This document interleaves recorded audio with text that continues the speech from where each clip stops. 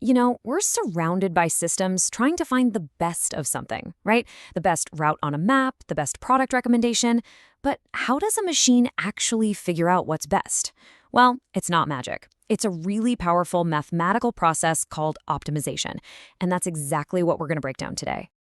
So what are we really asking a computer to do when we tell it to find the best answer? I mean, what's actually happening behind the curtain? It's not just guessing, it's a super structured search. And getting your head around it is totally key to understanding AI. At its very core, optimization is just a search. Think about it like this. If you put a ball on a hilly surface, what does it do? Gravity just pulls it down to the lowest possible point. Well, optimization algorithms work in a really similar way. They're just exploring a landscape of possible solutions to find that lowest point, the best possible outcome. Now, what's cool here is that we get the formal language straight from the source material. The goal is to find a set of parameters, and you can just think of those as a bunch of dials or settings that minimize a function. The entire game, the whole point, is to find the inputs that give you the lowest possible output. Okay, so how do we write this goal down, officially? We're about to look at the actual language that powers so much of our modern tech. It might look a little intense at first, but don't worry, we're going to break it down piece by piece. And there it is. Yeah, I know. It might just look like some random line from a math textbook, but this right here, this is the core mission statement for pretty much any optimization problem. It's a short, powerful instruction that tells a computer exactly what it needs to search for. So let's look at what each part really means. So we could actually break that whole formula down into three simple parts. First up, you've got f of theta. That's the cost function. That's our hilly landscape we're trying to explore. Next, there's argmin. That's basically the command. It's shouting, hey, find the arguments, the inputs that give me the absolute minimum value. And finally, the prize, the result, is theta hat. And that's it. That's our set of optimal parameters. That's the best answer we were looking for all along. So the whole thing really hinges on this cost function. Everything revolves around it. Like, if you're building a self-driving car, maybe your cost function measures how much you're steering incorrectly. If you're running a delivery company, it might be your total fuel cost. See? The lower the cost, the better the solution. It's that simple. All right, this all seems to make perfect sense. The goal is to go down, find the lowest point.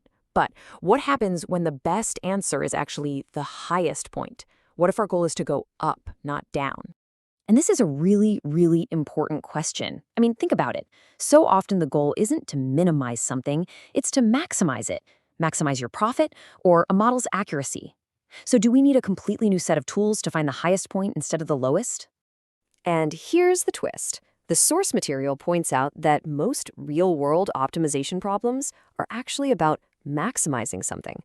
So now we've got a problem, right? Our tools are designed to find the bottom of the valley, but our actual goal is to get to the top of the mountain. This slide just lays out the conflict perfectly. We've got a maximization goal, but we only have a minimization tool. So what do? How do we solve this? Well, the solution is what this slide calls the clever flip. And honestly, it's so elegant, it's kind of mind-blowing. You just take the function you want to maximize, and you multiply the whole thing by -1. That's literally it. You're just flipping the entire landscape upside down. The source text says it perfectly. Finding the highest point of a function is mathematically the exact same thing as finding the lowest point of its negative version. A mountain peak, when you flip it over, just becomes the bottom of a valley. The spot on the map doesn't change, just our perspective. And that, right there, is the beautiful takeaway from all of this. We don't need two sets of tools. With one simple mathematical trick, every single algorithm ever made for minimization can suddenly be used for maximization. It's just a fantastic example of how powerful and efficient mathematical thinking can be. So, it really leaves you with a thought, doesn't it? We naturally look for the path of least resistance. We're always trying to minimize things: cost, stress, error. When you really think about it, where else in your own life are you constantly running your own little optimization algorithm, always searching for that minimum?